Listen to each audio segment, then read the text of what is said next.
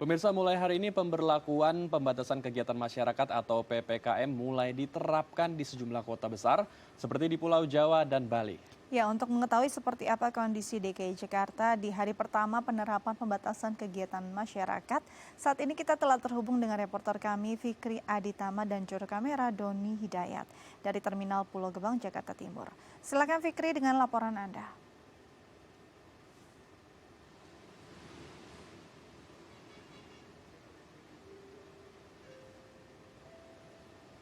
Ya, Fikri silakan.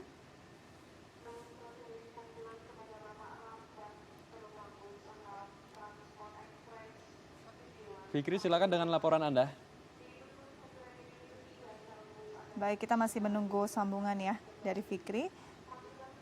Ya, Andrew dan juga Dika, memang benar sekali pada tanggal 11 Januari hari ini hingga tanggal 25 Januari mendatang, pemerintah pusat memberlakukan PPKM atau pemberlakuan pembatasan kegiatan masyarakat yang berlaku di wilayah Jawa dan Bali di kota-kota besar yang tentunya memiliki kasus harian positif COVID-19 yang tinggi dan juga memiliki ketersediaan rumah sakit yang semakin menipis.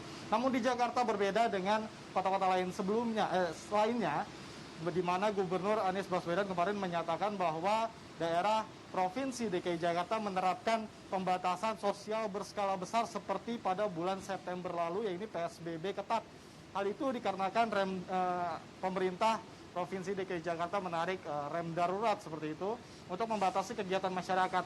Untuk peraturan sendiri masih sama pada masa PSBB di bulan September lalu, yakni ada 70 karyawan wajib bekerja dari rumah 75%, lalu kemudian pembatasan transportasi yang hanya boleh beroperasi pada sehingga pukul 8 malam saja, lalu kemudian pusat perbelanjaan, restoran, dan tempat-tempat hiburan di Jakarta hanya buka sampai pukul 7 malam saja. Nah, untuk mengawali PSBB ketat di Jakarta ini, untuk mengawasi sektor transportasi utamanya, pemerintah Provinsi DKI Jakarta mengerahkan Dinas Perhubungan DKI Jakarta dan juga Direktorat Lalu Lintas Polda Metro Jaya untuk mengawasi sektor transportasi agar tetap menerapkan protokol kesehatan. Nah, tadi pagi Ditlantas Polda Metro Jaya dan juga Dinas Perhubungan DKI Jakarta bersama-sama melakukan inspeksi seperti itu ke daerah terminal-terminal terpadu seperti Terminal Kampung Rambutan, Terminal Kalideres, Terminal Pulau Gebang, dan juga Terminal Tanjung Priok yang ada di Jakarta untuk memastikan protokol kesehatan di dalam angkutan moda transportasi bus ini tetap berjalan dengan baik. Mengapa dipilih transportasi bus yang harus diawasi? Itu tadi karena menurut keterangan Wakil Direktorat Lalu Lintas Polda Metro Jaya, itu karena bus ini menjadi salah satu sektor transportasi yang masih memiliki kelonggaran protokol kesehatan.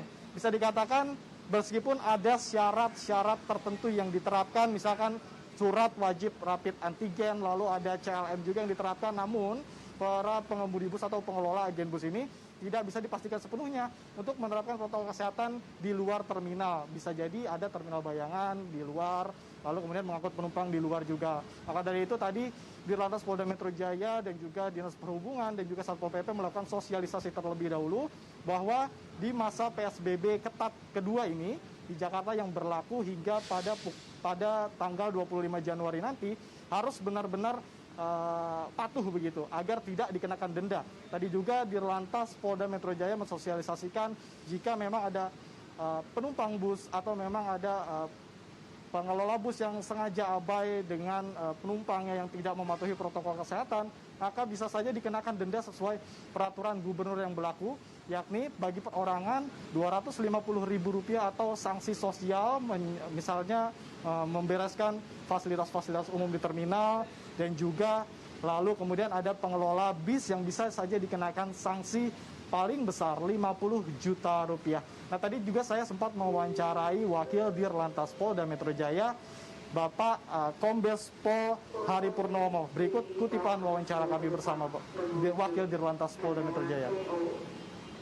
Yang saya banggakan, kami dari Direktorat Lalu Lintas Polda Metro Jaya bersama dengan dari Dinas Perhubungan Provinsi DKI Jakarta melakukan inspeksi pengecekan beberapa terminal. Di antaranya adalah Terminal Pulau Gebang, kemudian ke Kampung Rambutan, kemudian ke Kalideres dan Tanjung Priok.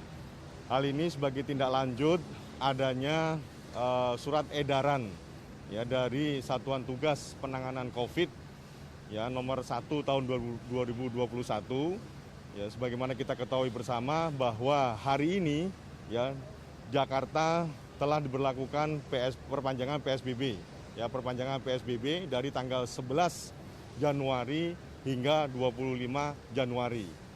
Kehadiran kami di sini melakukan inspeksi adalah memastikan di terminal-terminal yang ada di Jakarta itu benar-benar menerapkan protokol kesehatan dengan ketat. Ya, kemudian kita memastikan bahwa ketentuan-ketentuan